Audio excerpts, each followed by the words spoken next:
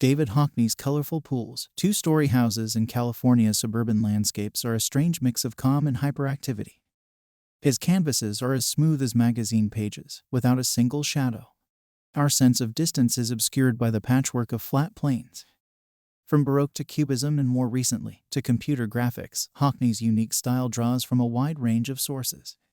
This iconoclastic British pop artist, who is fixated on the old masters, has fun tearing apart the rules of proportion, linear perspective, and color theory. His message of tolerance transcends the boundaries of art and has important political and social ramifications. He demonstrates that rules are meant to be broken and that opposites can coexist. Hockney has revived figurative painting in a way that alludes to the visual language of advertising, as have other pop artists. His obsession with cubism is what sets him apart from other pop artists. Another characteristic that sets Hockney apart from most other pop artists is his insistence on dealing with personal subjects. Scenes from his own life and those of his friends are depicted in the domestic sphere.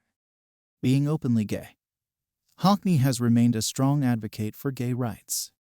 Hockney's bright greens, purples, pinks, and yellows are arguments for sexual freedom in the context of a macho art scene that rejected pretty colors as effeminate.